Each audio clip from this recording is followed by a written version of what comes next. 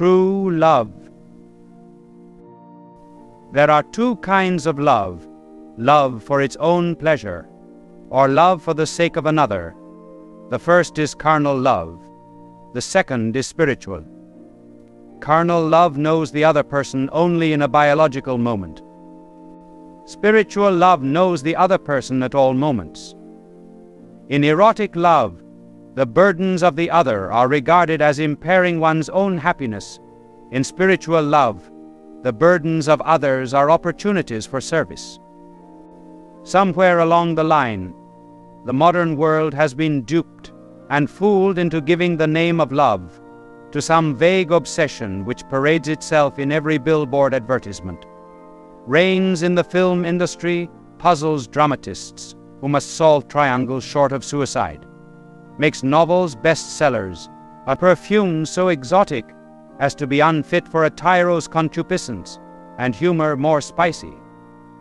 Love has become so vulgarized, so carnalized, that those who really love are almost afraid to use the word.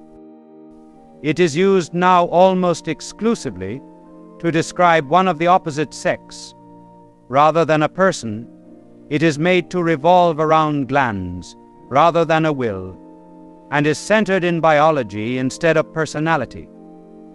Even when it disguises itself as infatuation for another, it is nothing else than a desire to intensify its own self-centeredness. Purely human love is the embryo of the love of the divine. One finds some suggestions of this in Plato, who argues that the purpose of love is to make the first step toward religion.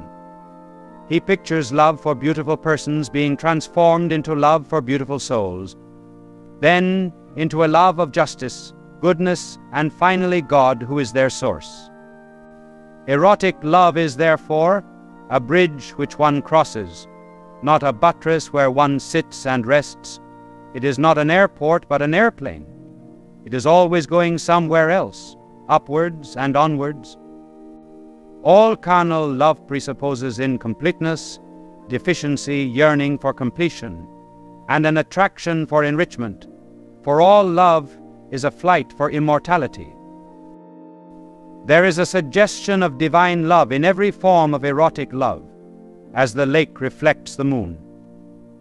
The only reason there is love for creatures in human hearts is that it may lead to the love of the Creator. As food is for the body, as body is for the soul, as the material is for the spiritual, so the flesh is for the eternal. That is why in the language of human love, there can often be detected the language of divinity, such as worship, angel, adore. The Savior did not crush and then extinguish the flames that burned in Magdalene's heart, but transfigured them to a new object of affection. The divine commendation that was given to the woman who poured out the ointment on the feet of her Savior reminded her that love which once sought its own pleasure can be transmuted into a love that will die for the beloved. For that reason he referred to his burial at the very moment her thoughts were closest to life. Because it is in the divine plan to use the love of the flesh as a stepping stone to the love of the divine, it always happens in a well-regulated moral heart that as time goes on, the erotic love diminishes and the religious love increases. That is why in true marriages the love of God increases through the years, not in the sense that husband and wife love one another less, but that they love God more.